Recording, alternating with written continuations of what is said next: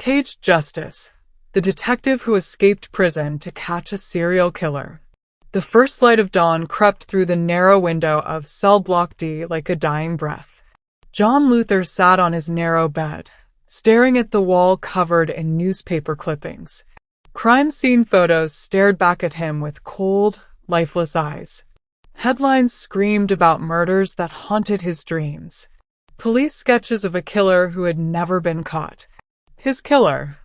Luther's hands shook as he picked up the latest clipping, fresh from yesterday's paper. Another body found in East London. Another young woman with her throat cut and her phone missing. Same signature. Same twisted message carved into her apartment wall. Still looking for me?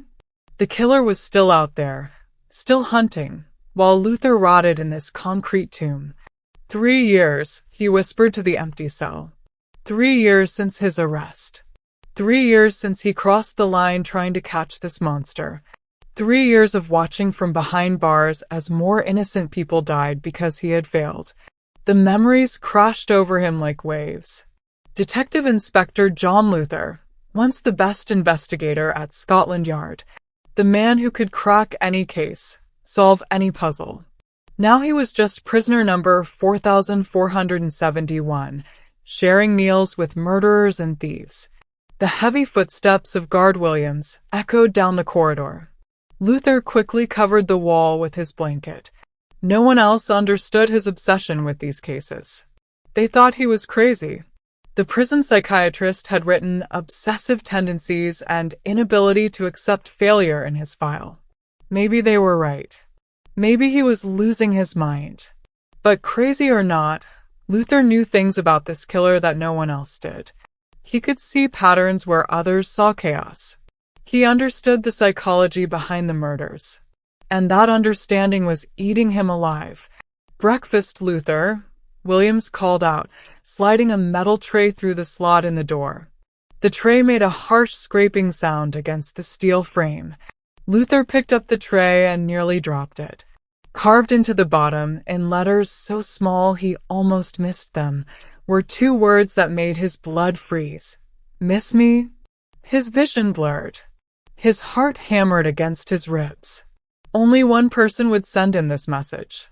Only one person knew how to get inside his head like this, how to reach him even in prison. The Phantom. That's what the newspapers called him. Luther knew better. This wasn't some ghost or urban legend. This was a man. A very smart, very dangerous man who had been playing games with him for years. A man who killed for sport and left puzzles at every crime scene. Luther sat down and ate his breakfast mechanically, barely tasting the cold eggs and stale bread. His mind raced through possibilities. How had the killer gotten this message to him? Someone inside the prison was helping him. But who? A guard? Another prisoner? Someone in the kitchen? The message meant the game was starting again. After 3 years of silence, the Phantom was reaching out, which meant new victims were coming. More blood on Luther's hands. After breakfast, Luther walked the yard like every other day. The morning air was sharp and cold, cutting through his thin prison uniform. But today was different. Today he watched everything with a detective's eye. Every guard. Every prisoner. Every routine and weakness. "You look troubled, mate," said Tommy Barnes, a bank robber who had become Luther's only friend in this place. Tommy was in his 50s, with gray hair and sad eyes. He had 3 daughters on the outside who visited him every month. "Just thinking," Luther replied, watching a group of younger prisoners near the basketball court. "About that case again? The one that got you in here?" Luther nodded. The case that destroyed his life. The case that cost him his job, his freedom, and nearly his sanity. It started 5 years ago. Bodies turning up all over London. Each victim found with their phone missing and a single playing card left behind. Always the Jack of Spades. Always placed carefully on the victim's chest. The killer seemed to know everything about the police investigation. He stayed one step ahead always. When they set up surveillance on one area, he struck somewhere else. When they released information to the press, he changed his methods. It was like he was reading their files. Luther became obsessed. He worked 18-hour days, sleeping at his desk and living on coffee and cigarettes. He ignored department rules about overtime and proper procedures. He bent the law to catch this monster, telling himself that saving lives was worth breaking a few regulations. And when the killer started targeting people Luther cared about, he finally snapped. Margaret Holmes, a social worker who had helped Luther with cases involving children, found dead in her flat with the jack of spades on her chest. Her phone missing like all the others. Peter Wright, a forensic scientist who worked with Luther's team, found in his car in a hospital parking lot. Same signature. Same missing phone. The killer was sending Luther a personal message. I can reach anyone you care about. That's when Luther planted the evidence. Just once. Just a single fingerprint on a cigarette, but found near one crime scene. Just enough to get a search warrant for Marcus Webb's flat. But Webb was innocent, and Luther's illegal actions came to light during the trial. Internal Affairs investigated.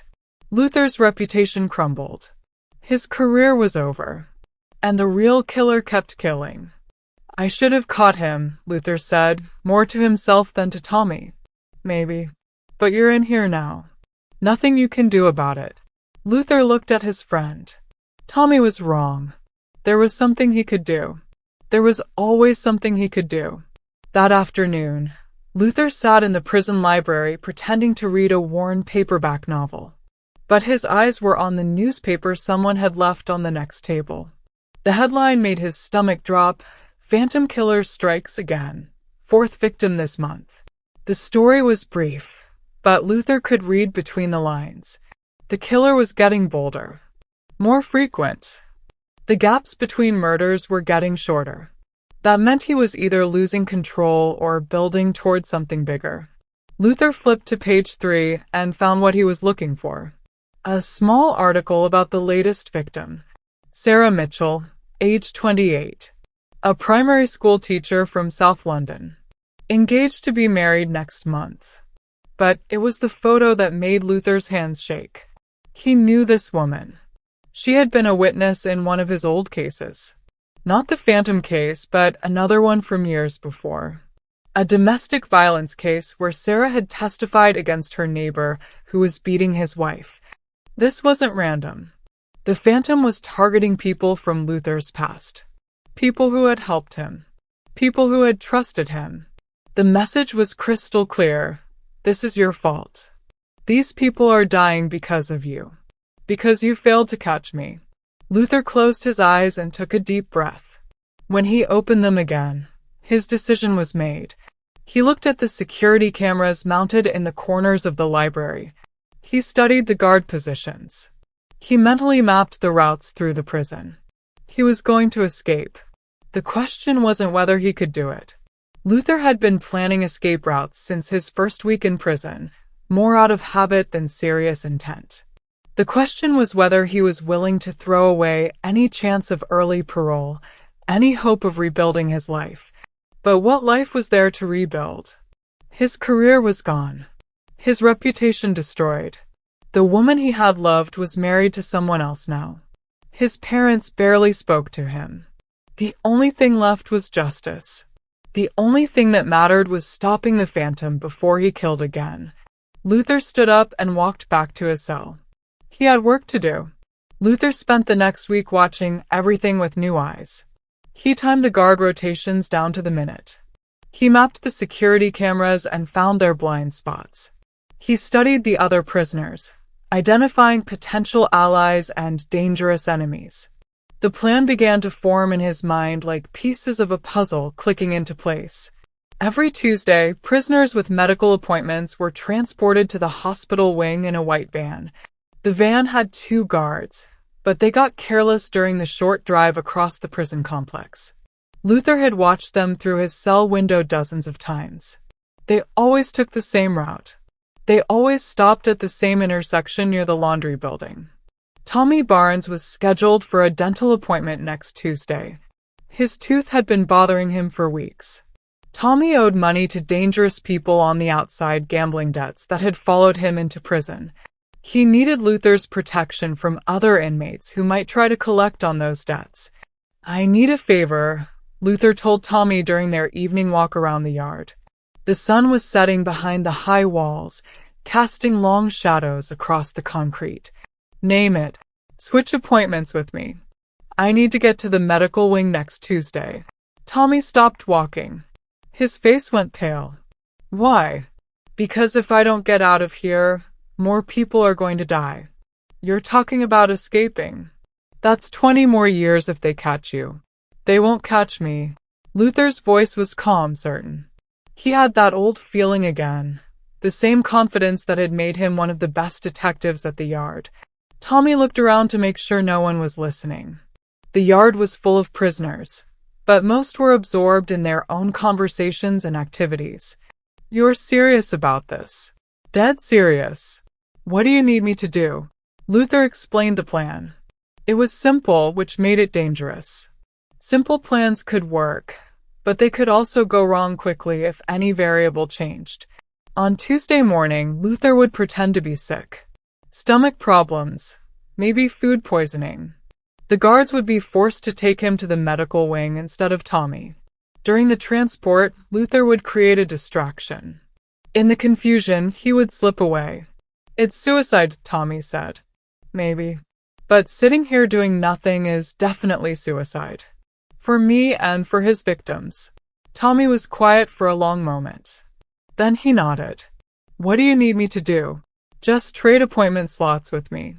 Tell them your tooth is better. You don't need to see the dentist right away.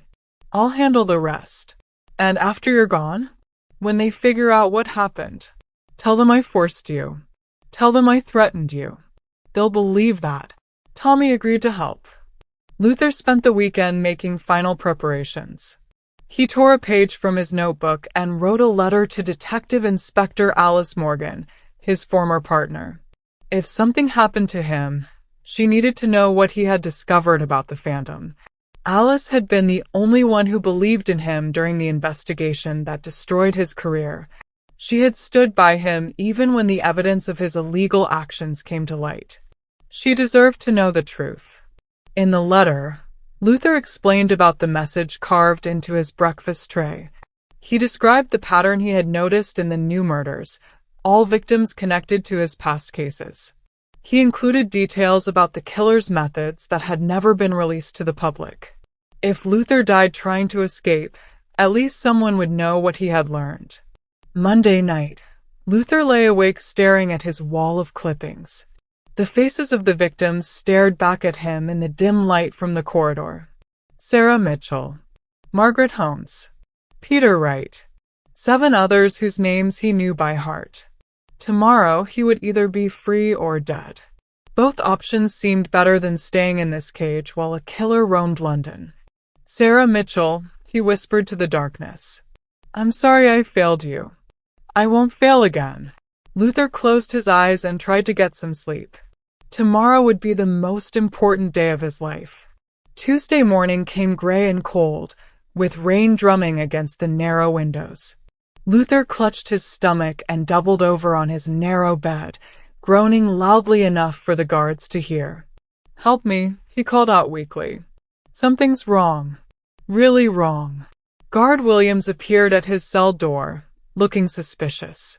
Williams was in his 40s, with thinning hair and a permanent frown. He had been working at the prison for 15 years and had seen every trick in the book. "You seemed fine yesterday," Williams said. "Please," Luther gasped, clutching his stomach harder. "I think I'm dying. The pain, it's like nothing I've ever felt."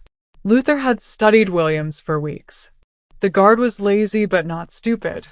He wouldn't take unnecessary risks with a prisoner's health, especially not with a high-profile inmate like Luther. If something happened to Luther on Williams' watch, there would be questions from the administration. 20 minutes later, Luther was handcuffed and loaded into the transport van with Guard Williams and Guard Peterson. Peterson was young and nervous, maybe 25 years old. He had only been working at the prison for 6 months. Williams was older and experienced, but also complacent after years of routine. Luther had chosen his moment well. The van pulled away from the main prison building toward the medical wing. This was it. Luther's heart pounded, but his mind was clear. He felt more alive than he had in 3 years. Luther waited until they rounded the corner near the laundry building, just as he had planned. The van slowed down for the speed bump near the kitchen entrance. This was the moment. "I think I'm going to be sick," Luther said, leaning forward and making retching sounds. "Don't you dare throw up in here," Peterson said, reaching behind him for a plastic bag. Luther grabbed Peterson's arm and pulled him forward, using the handcuff chain to wrap around the young guard's neck. Peterson panicked and hit the emergency stop button, thinking it would call for help. The van lurched to a halt with a screech of brakes. Williams turned around, reaching for his radio, but Luther was ready. He kicked the radio out of Williams' hand and it clattered across the van floor, the plastic casing cracking against the metal wall. "Keys," Luther demanded, his voice calm and steady despite the adrenaline coursing through his veins. "Now." Williams hesitated. Luther tightened his grip on Peterson, who was turning red and making choking sounds. "I don't want to hurt him, but I will." "Keys." "Now." Williams threw him the handcuff keys with shaking hands. Luther unlocked himself with one hand while keeping his arm around Peterson's throat. "Radio your location," Luther told Williams. "Tell them everything's fine. Medical transport proceeding normally." Williams picked up the radio from the floor. His voice shook as he spoke. "Transport 7 to base. All clear. Proceeding to medical." "Good. Now both of you get out." The guards climbed out of the van. Luther followed, keeping Peterson close. The area around the laundry building was deserted. Most prisoners were in their cells or at work assignments. "Strip," Luther ordered. "What?" Williams asked. "Your uniforms. Give them to me. Now." 5 minutes later, Luther was dressed as a prison guard and walking calmly toward the main gate. He had tied up Williams and Peterson with strips torn from their undershirts and hidden them behind the laundry building. They would be found eventually, but Luther needed time. The gate guards barely looked at him. Just another guard finishing his shift early. Luther had studied their routines. They were more focused on people coming in than going out. Luther walked out of the prison a free man. But freedom meant nothing if he couldn't catch the phantom. Luther's first stop was a rundown flat in Bermondsey, south of the Thames. 3 years ago, when he sensed his career was ending, he had hidden a bag of emergency supplies here. Cash saved from his detective salary. Fake identification documents purchased from a forger he had arrested but never charged. A burner phone loaded with contacts from the criminal underworld. The flat belonged to Mickey Crawford, a small-time crook who specialized in stolen cars and insurance fraud. Mickey owed Luther a favor from the old days. Luther had once looked the other way when Mickey's son was caught joyriding, giving the kid a chance to straighten out instead of going to juvenile detention. Mickey wasn't home, but Luther knew where he hid the spare key. Under a loose brick near the back door, just like always. Inside the bag, Luther found everything he needed. 2,000 pounds in cash, mostly 20s and 50s. A fake passport in the name of John Mills, complete with a driver's license and credit cards. And something else, a key to a storage unit in Southwark. Luther changed into civilian clothes from Mickey's wardrobe. Dark jeans, black sweater, leather jacket. He looked at himself in the bathroom mirror and barely recognized the man staring back. 3 years in prison had aged him. His hair was grayer, his face thinner. Lines around his eyes that hadn't been there before. But his eyes were the same. Sharp. Determined. Hungry for justice. Luther made his way across London using public transport, keeping his head down and avoiding security cameras. The storage unit was in an industrial area near the river, surrounded by warehouses and abandoned factories. Inside the unit, Luther found more supplies. Old case files that he had copied before his arrest. Photos and documents that weren't part of the official investigation. And most importantly, his illegal surveillance equipment from his final months as a detective. He sat on the cold concrete floor and opened the phantom file. 5 years of investigation. Hundreds of photos. Witness statements. Crime scene reports. Psychological profiles. Maps showing the locations of every murder. The killer's pattern was clear to Luther, even if no one else could see it. The Phantom didn't just kill randomly. He chose victims who meant something. Each murder was a note in a larger symphony, part of a message that only Luther was meant to understand. Luther spread out photos of all the victims. The original 5 from 3 years ago. The 4 new ones from the past month. He studied their faces, looking for connections he might have missed. Sarah Mitchell was the key. She was the bridge between the old murders and the new ones. She connected them to Luther personally, proving that the killer had been watching him all along. Luther fired up his laptop and connected to the internet using a wireless hotspot. His old access codes for the police database still worked. Whoever was supposed to deactivate them had forgotten or been too lazy to follow through. The current investigation team was competent, but they were missing the bigger picture. They saw the murders as separate incidents, connected only by the killer's signature. They didn't understand that the Phantom was telling a story. Luther read through the latest crime scene reports. Each victim had been found with their phone missing, just like the original cases. But there was something new that the newspapers hadn't reported. Each victim also had a small piece of paper tucked into their pocket or purse. The police had kept this detail secret, but Luther could see it in the crime scene photos. Each paper had a single number written on it in red ink. Luther stared at the numbers for an hour before it clicked. Bible verses. Chapter and verse numbers. He found a Bible in Mickey's flat, an old leather-bound King James version that looked like it hadn't been opened in years. Luther looked up each reference. Psalm 7 verse 11. God is angry with the wicked every day. Matthew 11 verse 18. For John came neither eating nor drinking, and they say, he hath a devil. Luke 18 verse 23. And when he heard this, he was very sorrowful, for he was very rich. Romans 23. Luther stopped. There was no Romans 23. The book of Romans only had 22 chapters. The Phantom was leading him somewhere. But where? What was special about Romans 23? Luther grabbed his laptop and started searching. Romans 23 didn't exist in the Bible, but maybe it meant something else. An address? A date? A code? His phone rang. Unknown number. Luther hesitated, then answered. Hello. Hello, John. The voice was electronically disguised, but Luther knew who it was.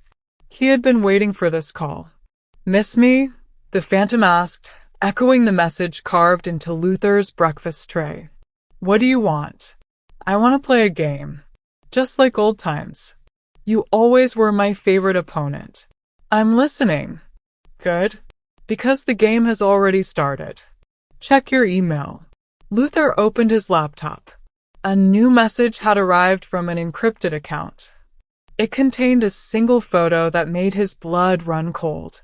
Detective Inspector Alice Morgan, Luther's former partner, sitting at her desk at Scotland Yard.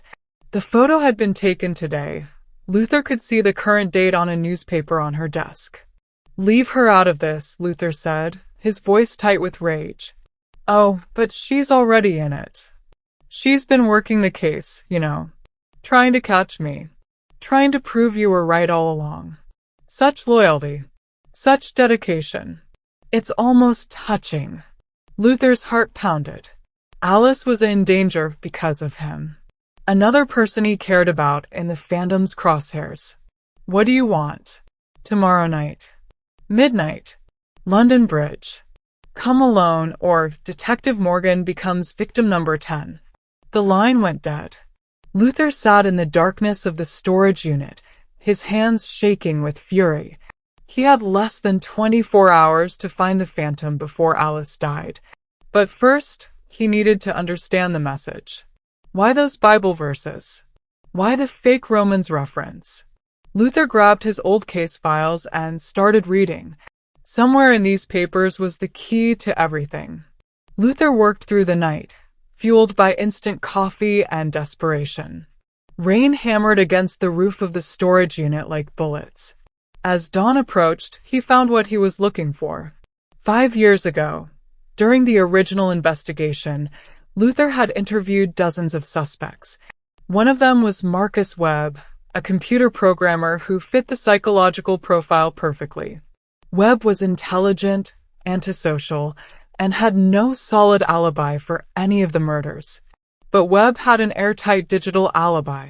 His computer logs showed he was online playing games during each murder. Credit card records confirmed he had ordered food delivery to his flat during the times when the killings occurred. Security cameras at his apartment building showed him coming and going at times that made it impossible for him to be at the crime scenes. Luther had to let him go. Now, looking at the case file again with fresh eyes, Luther noticed something he had missed 5 years ago. Webb's address, 23 Romans Road, Bermondsey. The fake Bible verse wasn't random. It was a location. Romans 23 was Romans Road, number 23. Luther felt the familiar thrill of pieces falling into place. The Phantom had been taunting him with the address all along, hidden in plain sight among the biblical references. Luther checked the current police database. Marcus Webb still lived at the same address. Still worked as a freelance programmer. Still had no criminal record except for a few parking tickets. But something about Webb had always bothered Luther. The man was too clean. Too perfect. His alibi was too convenient. Too thorough. In Luther's experience, innocent people didn't usually have such detailed records of their whereabouts. Luther gathered his equipment and headed for Bermondsey.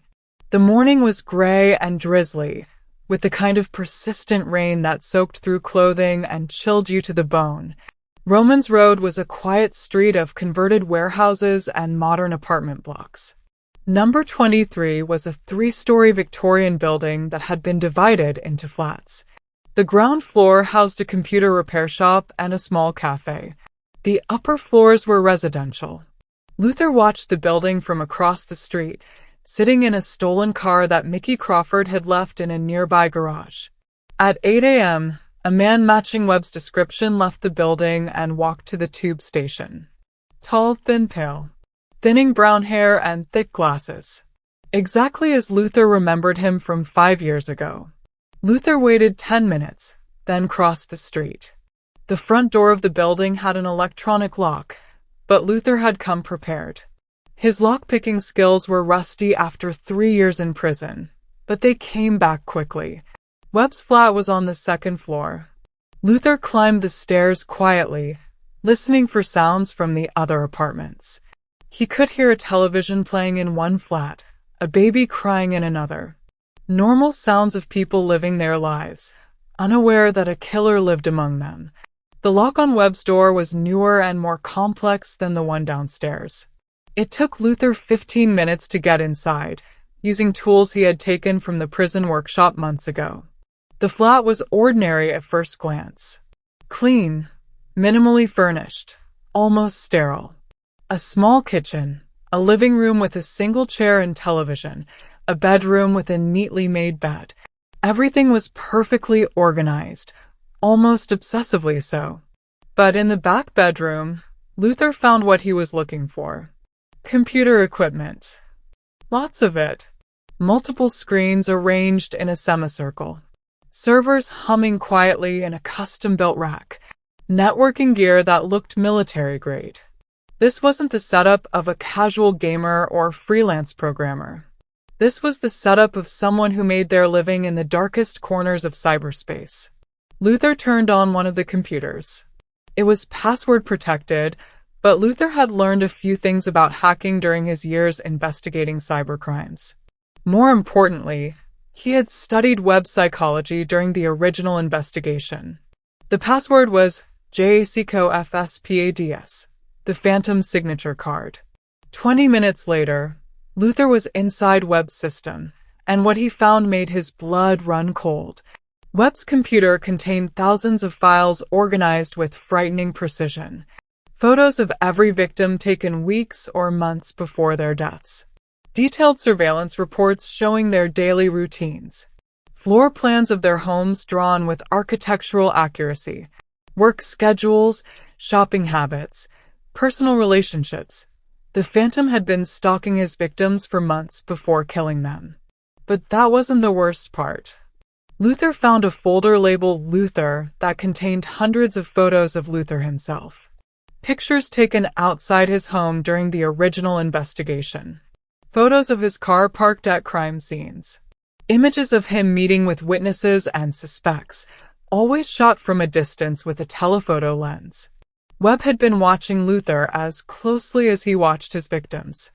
The photos were dated and organized chronologically, creating a timeline of Luther's investigation. Webb had documented every move Luther made, every lead he followed, every mistake he made. It was like looking at his own case file from the killer's perspective. Luther opened another folder labeled Alice, and his heart stopped. Recent photos of Detective Inspector Morgan. Pictures of her home in Hampstead. Images of her walking to work, buying groceries, meeting friends for dinner. The surveillance was comprehensive and recent. Some photos were dated just days ago. Webb was planning to kill her tonight. But there was more. Luther found video files showing Webb at the crime scenes. Not during the murders, but afterward.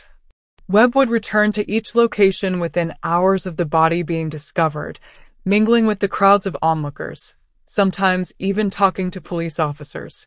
In one video, Luther could see himself in the background, examining the crime scene while Webb stood just 20 feet away, filming everything with a hidden camera. Luther heard footsteps in the hallway outside. Heavy boots on the wooden stairs. More than one person. He quickly copied the most important files to a USB drive and shut down the computer. The footsteps stopped outside Webb's door. Luther moved to the window. He was 2 stories up, but there was a fire escape that led down to the alley behind the building. The front door opened with a soft click. Webb's voice called out, calm and conversational. "I know you're here, John. I've been watching you since you left the prison. Very impressive escape, by the way. I particularly enjoyed how you used young Peterson's panic response against him." Luther climbed out the window onto the fire escape. The metal stairs creaked under his weight, but he moved as quietly as possible. "You can't run from me," Webb continued, his voice getting closer. "I've been watching you for 5 years. I know everything about you. Your habits, your weaknesses, your fears. I know you better than you know yourself." Luther made it to the ground floor and dropped into the alley behind the building. He could hear Webb moving through the flat above, checking rooms methodically. Luther ran, but as he reached the street, he realized something important. Webb wanted him to find the flat. The whole thing had been staged. Webb was still playing games, still manipulating him. Luther's phone buzzed. Text message from an unknown number. "Nice work, detective. But the game isn't over. Alice dies at midnight unless you come to London Bridge. Alone. No police. No backup. Just you and me. One final game." Luther looked at his watch. 6 p.m. 6 hours to save Alice. But now Luther knew who he was dealing with. Marcus Webb wasn't just a killer. He was a master manipulator who had been orchestrating everything from the beginning. The escape from prison, the discovery of his flat, even this text message. It was all part of Webb's plan. The question was, what did Webb really want? Luther knew it was a trap.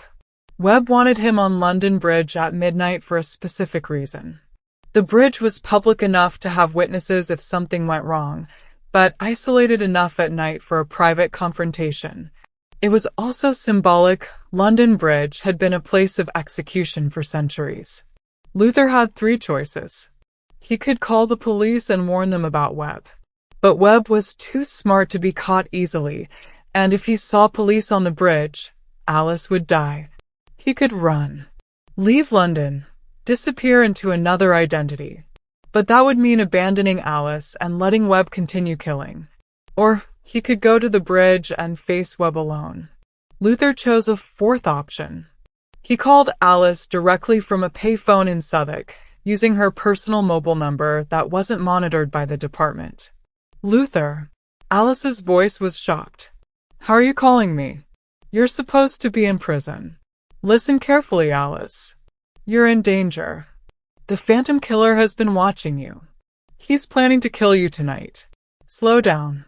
What are you talking about? How did you get out of prison? His name is Marcus Webb. He lives at 23 Romans Road in Bermondsey.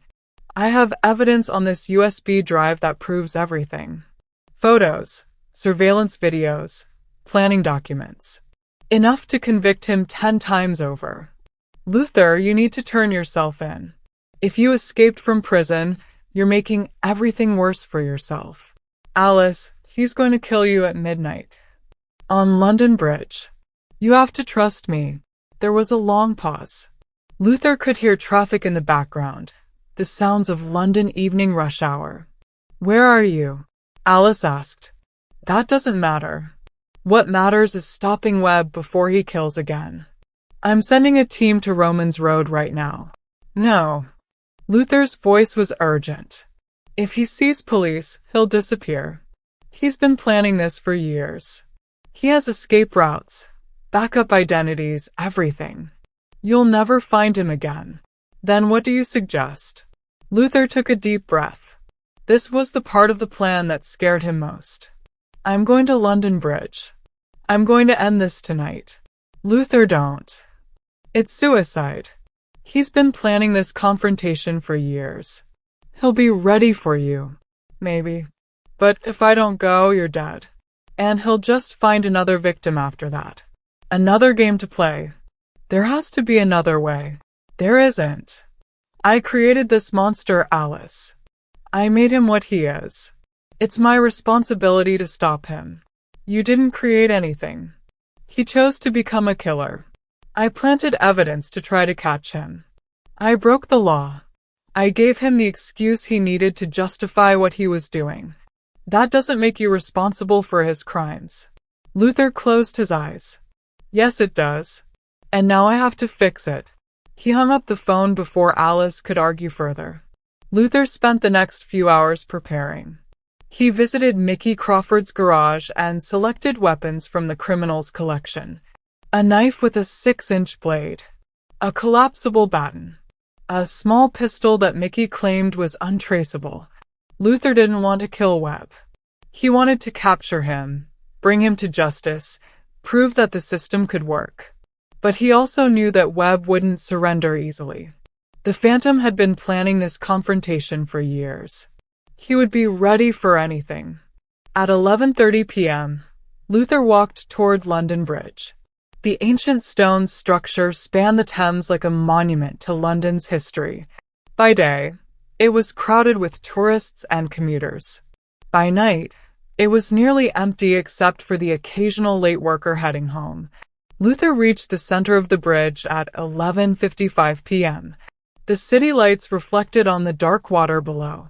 The sound of traffic was distant, muffled by the fog that was beginning to roll in from the river. Luther waited.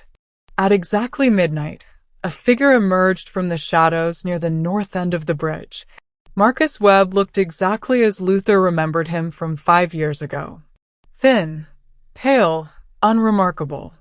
The kind of man who could disappear in a crowd or blend into any background. But his eyes were different. 5 years ago, they had been nervous, shifty. Now they were calm, confident. Predatory. You came, Webb said as he approached. I wasn't entirely certain you would. There was always the possibility that prison had broken your spirit. Where's Alice? Safe. For now. Webb held up a smartphone.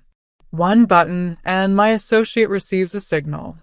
Detective Morgan dies within minutes. What associate? Webb smiled. You didn't think I was working alone, did you? A network like mine requires multiple participants.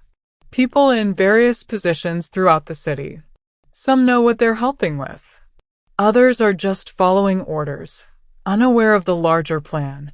Luther studied Webb's face, looking for tells, signs of deception. But Webb seemed completely calm, completely in control. What do you want? Luther asked. I want you to understand something important. You destroyed my life 5 years ago. I interviewed you once.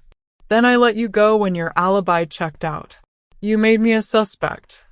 You put my name in the files. You had me followed by surveillance teams.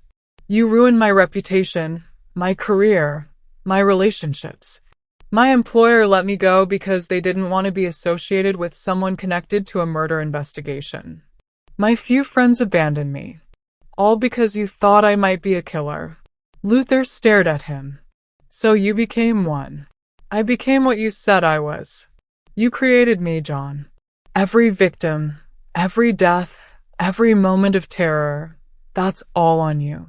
You planted the seed of suspicion, and I simply let it grow into something beautiful. You're insane. Am I? You broke the law trying to catch me. You planted evidence on an innocent man. You destroyed your own career and reputation in pursuit of justice. Which one of us is really crazy? Webb was right about one thing. Luther had broken the law. He had planted evidence. He had crossed lines that police officers were never supposed to cross. But he had done it to protect innocent people, not to hurt them. This ends tonight, Luther said. Yes, it does. But not the way you think. Webb reached into his jacket. Luther tensed, expecting a weapon. Instead, Webb pulled out a pair of handcuffs. Police issue. Standard Metropolitan Police equipment. Put these on, Webb ordered. No. Do it or Alice dies right now. Webb held up his phone, finger hovering over the screen. My associate is watching her apartment. One signal from me, and she bleeds out on her kitchen floor. Luther looked around the bridge. It was empty except for them. No backup. No escape route. No clever plan that would save both him and Alice. He took the handcuffs and clicked them around his wrists. Good, Webb said, his voice filled with satisfaction. Now walk to the railing. Luther walked slowly toward the stone railing at the edge of the bridge. Below, the Thames flowed dark and cold, carrying the refuse of 8 million people toward the sea. You know what I think? Webb said, following close behind. I think you've always wanted to die. You've been trying to get yourself killed since the day you became a cop. You don't know anything about me, don't I? I've been watching you for 5 years, John. I know about the nightmares that wake you up screaming. I know about the pills you used to take to sleep, the ones that stopped working after the third murder. I know about the bottle of whiskey you kept in your desk drawer at Scotland Yard. Luther reached the railing and turned around. Webb was standing 5 feet away, just out of reach. You're a broken man, John. You became a cop because you thought you could save people. But you can't save everyone. You couldn't save Margaret Holmes or Peter Wright or any of the others. And you certainly can't save yourself. I saved enough. Did you? How many of my victims would still be alive if you had caught me 5 years ago? Sarah Mitchell might be planning her wedding right now instead of lying in the morgue. Margaret Holmes might be helping another troubled child instead of rotting in the ground. The words hit Luther like physical blows. Webb was right. If Luther had been better, faster, smarter, 9 people would still be alive. But here's the beautiful part, Webb continued, his voice rising with excitement. Even if you kill me tonight, you lose. You're a fugitive now. A cop killer who escaped from prison. Everything you stood for is gone. Your reputation, your legacy, your noble cause, all destroyed. I'm not a murderer. No? What do you think happens when you push me off this bridge? What do you think happens when you put that knife in my chest? You become exactly what I am. Luther looked down at the dark water below. It would be so easy. One push and Webb would disappear forever. No more victims. No more games. No more innocent people dying because Luther had failed. But Webb was right about one thing. If Luther killed him, Luther would become the monster he had spent his life fighting. I have another idea, Luther said quietly. He pulled out his phone with his handcuffed hands and hit speed dial. Alice? It's me. I'm on London Bridge with Marcus Webb. He's been confessing everything. Webb's eyes widened with shock and rage. You're recording this? For the last 5 minutes. Your whole confession. Your admission that you killed 9 people. Your threat to kill Detective Inspector Morgan. Your description of your network of associates. Webb lunged forward, but Luther was ready. Even with handcuffs on, Luther was still a trained police officer who had survived 3 years in prison. He grabbed Webb's jacket and used the killer's momentum against him. Webb stumbled toward the railing, his feet slipping on the wet stone. For a moment, he teetered on the edge. Luther could have let him fall. Should have let him fall. It would have been justice. It would have been revenge. Instead, Luther grabbed Webb's jacket and pulled him back to safety. Why? Webb gasped, his face pale with shock. Because I'm not you, Luther said simply. Webb stared at him for a long moment. Then he smiled, and Luther saw something cold and calculating in his eyes. You always were too noble for your own good, Webb said. That's why you'll never truly win. Webb reached into his other pocket and pulled out a small device that looked like a garage door opener. Dead man's switch, Webb explained. If I don't press this button every hour, Alice dies. If my heart stops beating, Alice dies. If you arrest me, Alice dies. Luther felt his stomach drop. You're lying. Am I? Check your phone. Luther looked at his phone screen. A new text message from an unknown number. It contained a photo of Alice tied to a chair in what looked like a basement or warehouse. Her mouth was taped shut, but her eyes were wide with fear. The device in my hand is connected to a bomb, Webb said calmly. A very simple bomb made from household chemicals and a timer. If I don't reset the timer every hour, Alice has approximately 30 seconds to make peace with her God. Where is she? Somewhere in London. Somewhere you'll never find in time. The only way to save her is to let me walk away from this bridge. Luther stared at the device in Webb's hand. It looked authentic, but Luther couldn't be sure. Webb was a master manipulator who had been planning this confrontation for years. Here's what's going to happen, Webb continued. You're going to unlock these handcuffs and let me leave. In exactly 1 hour, I'll reset the timer and send you Alice's location. She'll be alive but unconscious. By the time she wakes up and calls for help, I'll be long gone. And then what? You disappear and start killing again in another city. Maybe. Or maybe I retire. I've proven my point. I've shown you that all your noble ideals mean nothing when faced with real consequences. Luther looked at the device again. If Webb was telling the truth, Alice would die if Luther tried to stop him. If Webb was lying, Luther would be letting a serial killer escape to kill again. It was an impossible choice. Tick-tock, John, Webb said. Every second you delay brings Alice closer to death. Luther made his decision. He pulled out the handcuff key that he had taken from the prison guards and unlocked his restraints. Smart choice, Webb said. Now step back. Luther stepped away from the railing. Webb moved toward the south end of the bridge, keeping the device visible in his hand. 1 hour, Webb called out. Don't try to follow me, and don't call the police. Alice's life depends on your cooperation. Webb disappeared into the shadows at the end of the bridge. Luther stood alone in the fog, his mind racing. He had let a serial killer escape. Alice was still in danger, and he had no idea if Webb would keep his word. But he had made the only choice he could make. He couldn't gamble with Alice's life, even if it meant letting Webb go free. Luther's phone rang. Alice's number. John. Alice's voice was weak but alive. I'm okay. I'm in some kind of warehouse in Docklands. He's gone.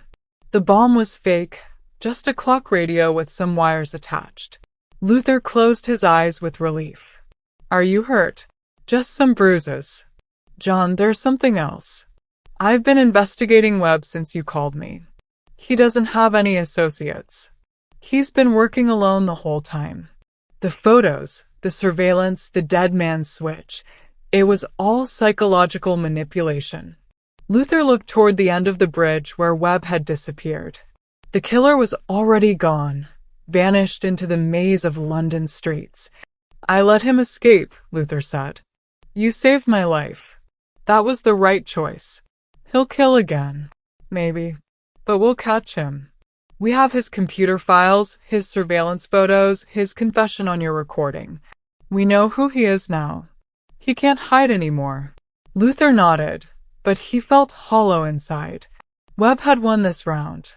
The killer had escaped, and Luther was still a fugitive from justice. John, Alice said. Come in. Turn yourself in. Let us handle Webb through proper channels. I can't. Not yet. Why not?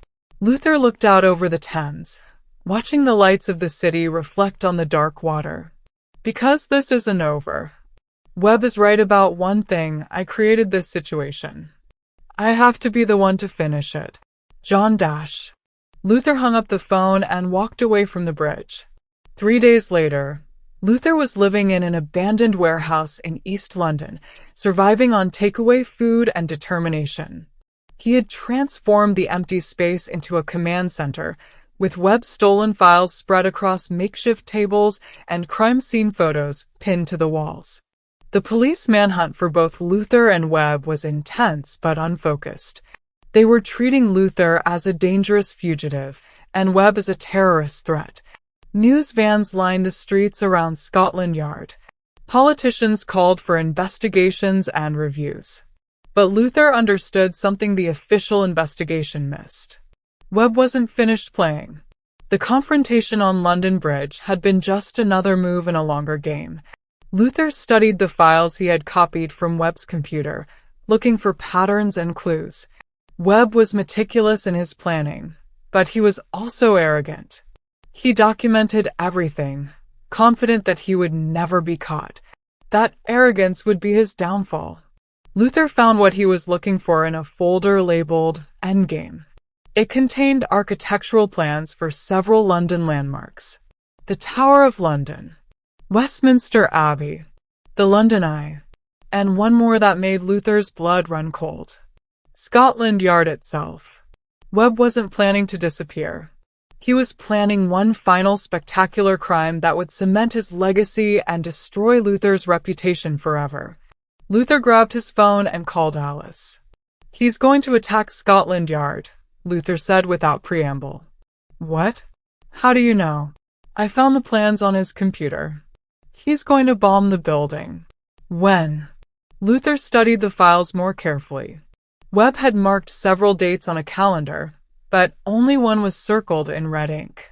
Tomorrow. During the morning briefing when most of the senior officers will be in the building. I'll evacuate immediately and call in the bomb squad. No, Luther said. That's what he wants. If you evacuate, he escapes again. If you call in the bomb squad, he'll know you found his plans and he'll change the target. Then what do you suggest? Let me handle it. I know Webb better than anyone. I can predict his moves. Absolutely not. You're a fugitive, John.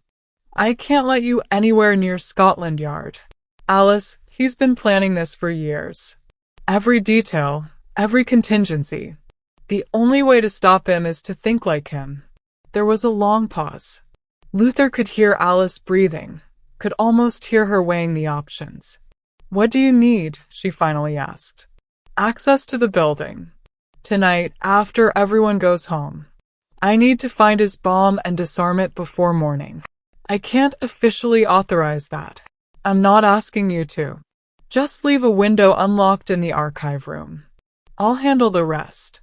John, if you're wrong about this dash, then a lot of good cops die tomorrow morning. And Webb disappears forever. Alice agreed to help. At midnight, Luther broke into Scotland Yard through the unlocked archive room window. The building was dark and empty except for a few security guards making their rounds. Luther knew the building well from his years as a detective. He also knew Webb's psychology.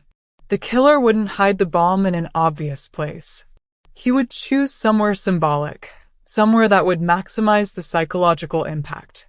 Luther found it in the basement, in the evidence storage room where the files from unsolved cases were kept. The bomb was hidden inside a box labeled Phantom Killer Unsolved. Even in his final crime, Webb couldn't resist the theatrical gesture. The device was more sophisticated than Luther had expected. Military-grade explosives connected to a complex timer system with multiple backup triggers. Webb had learned new skills during his years of planning. Luther had basic training in bomb disposal from his time in the army before joining the police, but this was beyond his abilities. He could try to disarm it and risk setting it off accidentally. Or he could move it to a safe location where it would cause minimal damage. Luther chose a third option.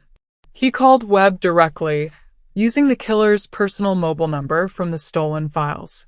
"Hello, John," Webb answered on the first ring. "I was wondering when you'd call. I found your bomb." "Of course you did. I knew you would. You're very predictable. I'm going to disarm it." "No, you're not. Because if you try, Alice dies. For real this time." Luther felt his stomach drop. "You said you let her go." "I lied. She's been my guest for the past 3 days. Would you like to hear her voice?" There was a rustling sound. Then Alice's voice came on the line. She sounded weak but alert. "John, don't trust him. He's Dash." The line went silent. "As I was saying," Webb continued, "Alice is perfectly safe as long as you follow my instructions. You're going to leave the bomb exactly where it is. You're going to walk out of Scotland Yard and never return. And tomorrow morning, when the building explodes, you're going to watch the news and remember that you chose Alice's life over the lives of hundreds of police officers. You're insane if you think I'll let you murder innocent people. Then Alice dies. Right now. I can have her killed with a single phone call." Luther closed his eyes. Another impossible choice. Save Alice and let hundreds of cops die, or save the cops and let Webb kill Alice. "There's a third option," Webb said, as if reading Luther's thoughts. "You can take Alice's place. Come to me, surrender yourself, and I'll let her go. The bomb will still explode, but at least you'll have saved one life. Where are you?" Webb gave him an address in Canary Wharf. An office building that was under construction, empty except for security guards. 30 minutes, Webb said. "Come alone, or everyone dies." Luther looked at the bomb one more time. He could try to disarm it, but if he failed, both Alice and the Scotland Yard officers would die. He could call the bomb squad, but Webb would probably detonate it remotely as soon as he saw police vehicles. Or he could trust that Webb would keep his word and let Alice go in exchange for Luther's surrender. Luther made his choice. The office building in Canary Wharf was a steel and glass skeleton reaching toward the cloudy London sky. Construction had been halted for months due to financial problems, leaving it empty and perfect for Webb's purposes. Luther entered through a loading dock that had been left unlocked. The building was dark except for emergency lighting and the glow of the city through unfinished windows. 20th floor, Webb's voice echoed through the empty space. He was using the building's PA system, speaking from somewhere above. Luther climbed the concrete stairs, his footsteps echoing in the hollow space.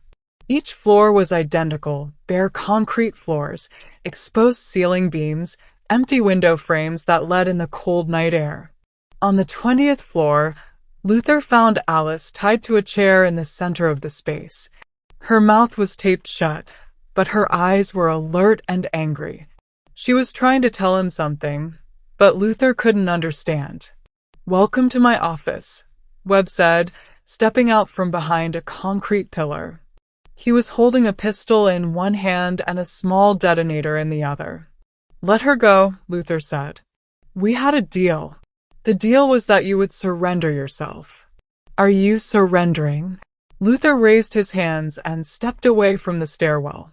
I'm here. Let Alice go. In a moment. First, I want you to understand what you've accomplished. You've destroyed your career, your reputation, your life, all to catch a killer. And in the end, you still failed. I stopped you from killing more innocent people. Did you?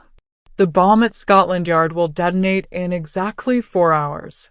Hundreds of police officers will die. Their blood is on your hands, John, because you chose to save one life instead of many. Luther looked at Alice, who was still trying to communicate something with her eyes. She kept glancing toward the corner of the room, then back at Luther. But I'm not without mercy, Webb continued. I'll give you one final choice.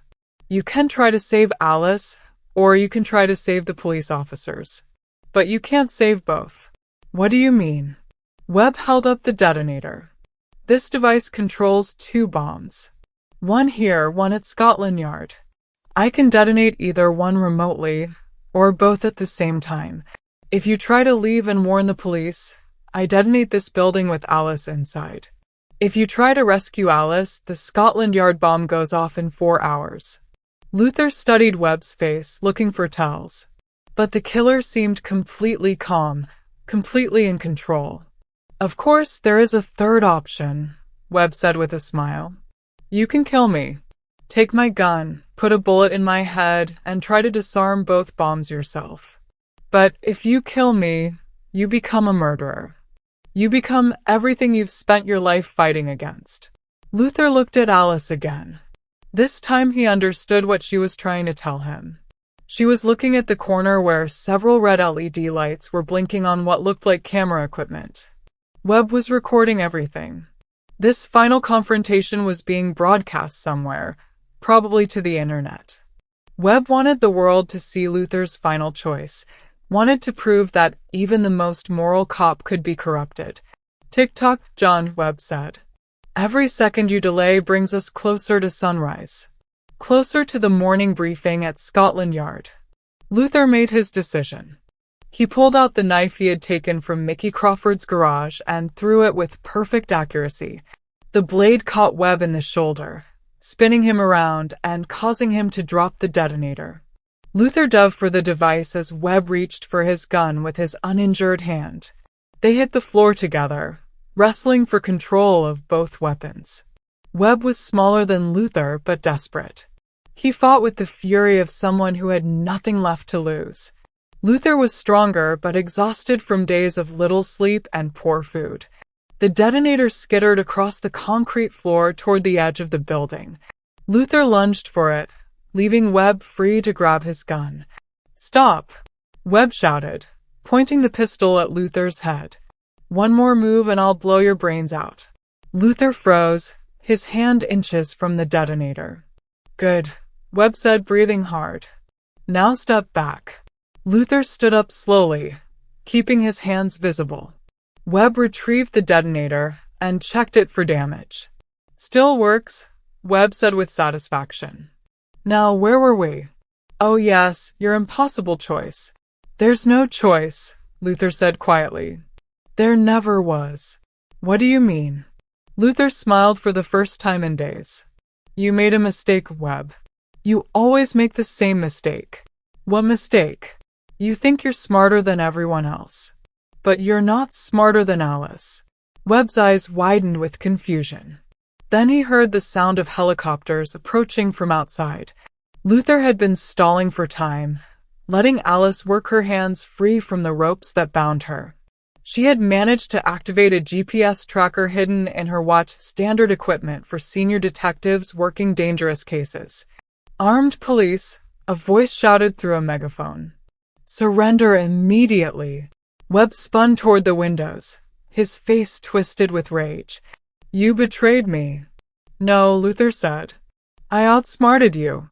Webb raised the detonator, his finger hovering over the trigger.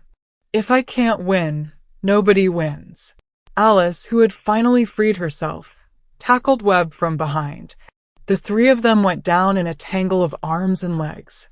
The detonator flew out of Webb's hand and shattered against a concrete pillar. Police officers swarmed into the building, their flashlights cutting through the darkness. Webb was unconscious, his head having hit the floor when Alice tackled him. "Are you all right?" Luther asked Alice as the police secured the scene. "I'm fine. What about the bomb at Scotland Yard?" "There is no bomb," Luther said. Webb was bluffing. He couldn't have planted explosives in the building without inside help, and he's been working alone. "How do you know?" "Because I know Webb. He's a master manipulator, but he's also a coward. He would never risk his own life by actually building real bombs. The device at Scotland Yard was probably fake, just like the one he showed you before." As if to confirm Luther's words, one of the police officers called out from across the room. "Sir, we found camera equipment over here. Looks like he was streaming this live to the internet." Webb had been performing for an audience, just as Luther suspected. The killer's final game had been about humiliation and public spectacle, not mass murder. 6 months later, Luther sat in a courtroom listening to the judge read Marcus Webb's sentence. Life in prison without the possibility of parole for 9 counts of murder. Additional charges for kidnapping, terrorism threats, and attempted murder would keep him locked up forever, even if he somehow appealed the murder convictions. Webb had confessed to everything once faced with the overwhelming evidence from his own computer files. The recordings of his conversations with Luther provided additional proof of his guilt and mental state. Luther's own sentence was much lighter. 2 years for escaping prison, reduced to time served because of his role in capturing Webb. The judge called Luther's actions highly irregular, but ultimately in service of justice. The courtroom was packed with police officers, victims' families, and reporters. Detective Inspector Morgan was in the front row, along with Tommy Barnes, who had been released on parole. Even Guard Williams from the prison was there, having testified about Luther's character during the sentencing phase. As Webb was led away in handcuffs and leg irons, he looked back at Luther one last time. "This isn't over," he mouthed silently. "I'll find a way to finish what I started." Luther shook his head. "No, you won't. You're done." Webb's face twisted with rage as the guards forced him through the door. Luther felt a sense of closure that had been missing for 5 years. After the trial, Luther walked out of the courthouse a free man.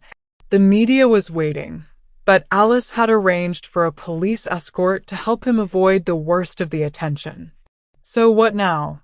Alice asked as they reached her car. Luther looked out at the busy London street.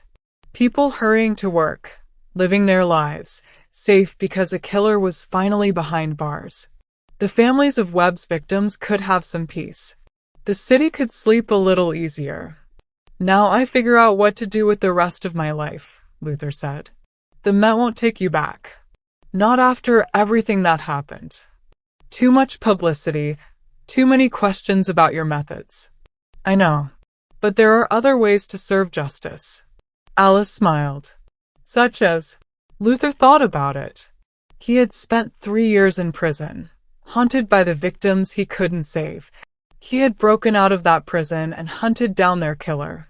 He had faced his demons and won, but at a cost. His career as a police officer was over. His reputation was complicated. Some saw him as a hero who had sacrificed everything to catch a killer. Others saw him as a rogue cop who had broken too many rules. But the city was full of predators like Webb. People who hurt the innocent and hid in the shadows. People who fell through the cracks of the official system. Someone had to hunt them. "Private investigation," Luther said. "Consulting work. Helping people who can't get help anywhere else." "Need a partner?" Alice asked. "I'm thinking about early retirement. Too much politics, too much paperwork. Not enough real police work." Luther considered the offer. Alice was a good cop, one of the best he had ever worked with. She was also one of the few people who understood what drove him, what made him willing to cross lines that other officers wouldn't cross. "Yeah," Luther said. "I think I do." They walked down the courthouse steps together, ready to face whatever darkness London had to offer. Luther felt something he hadn't experienced in years: hope. The hunt for Marcus Webb was over, but there would always be other monsters, other victims who needed someone to speak for them, other cases that the official system couldn't or wouldn't handle. Luther had found his calling again, not as a police officer bound by rules and regulations, but as something else, something harder to define but perhaps more necessary. A guardian in the shadows, a voice for the voiceless, a hunter of those who preyed on the innocent. 3 weeks later, Luther opened the door to his new office in a converted warehouse in South London. The sign on the door read, "Luther Investigations, Justice for Those Who Need It Most." His first client was waiting inside, a young woman whose sister had disappeared 3 months ago. The police had given up, declared her a runaway. But the sister knew better. She wouldn't just leave, the woman said, tears streaming down her face. Someone took her. Someone hurt her. And the police won't listen. Luther sat down across from her and opened a new case file. "Tell me everything," he said. "Every detail, no matter how small." As the woman began her story, Luther felt the familiar thrill of a new hunt beginning.